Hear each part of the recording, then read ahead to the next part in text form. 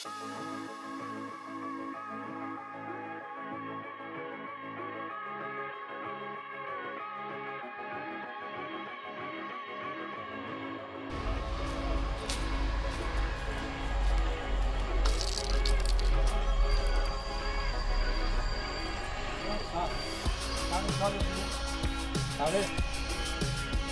5 बजे আর গানা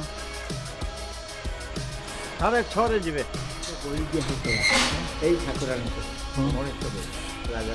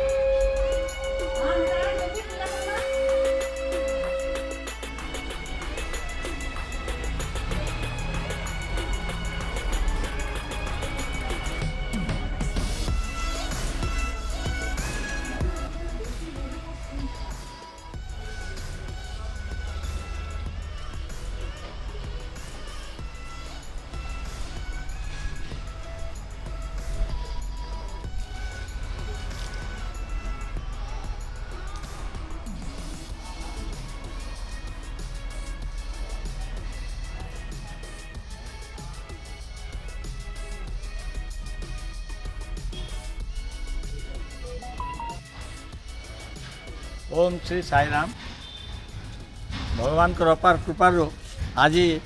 आम यही सोनपुर सुरेश्वरी मंदिर दर्शन करवार सुजोग पाइले जहाँ हो भगवान माँ सुरेश्वरी आमको आज ये भाई मान सहित आम भुवनेश्वर भाई आमर मानस भाई एवं आशुतोष भाई आम सांगे आज ये आसिक दर्शन करवार सुजोग मिलला ये भगवान माँ सुरेश्वरी बहुत आगु तांकर हिस्ट्री आमको जना नहीं किंतु से होती आमर अधिष्ठात्री देवी सोनपुर अधिष्ठात्री देवी से आगु रेणुका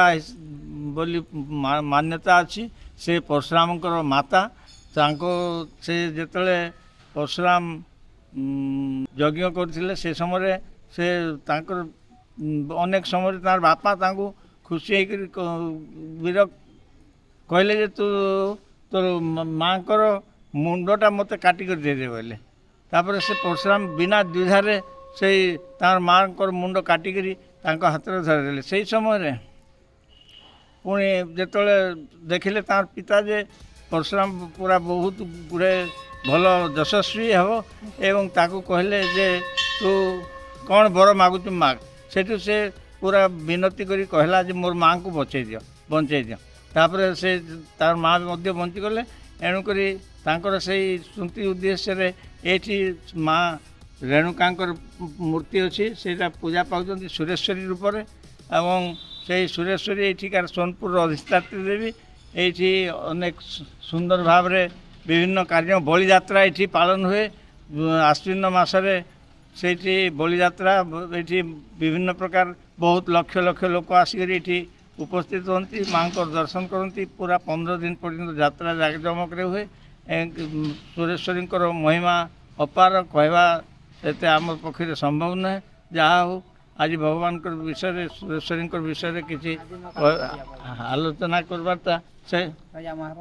ହଁ ବହୁତ ସମୟରେ ସୋନପୁର ମହାରାଜା ତାଙ୍କୁ ଆଣି ଏଇଠି ଅଧିଷ୍ଠାତ୍ରୀ ଦେବୀ ହିସାବରେ ରଖିଥିଲେ। ସେଇ ଦିନଠୁ ପୂଜା ଆଜି ପର୍ଯ୍ୟନ୍ତ ଆଉଛନ୍ତି ସେ, ଏଣୁକରି ସେ ଆଉଛନ୍ତି ଆମର ସୋନପୁର ଅଧିଷ୍ଠାତ୍ରୀ। ସେ ତାଙ୍କର ଦୟାରୁ ଆମର ସୋନପୁର ଆଜି ବହୁତ ଉନ୍ନତି କରିଛି ଏବଂ ମାଆଙ୍କର ଚରଣରେ ସଦା ନମନ କରି ମୁଁ ରହୁଛି। ସାଇରାମ।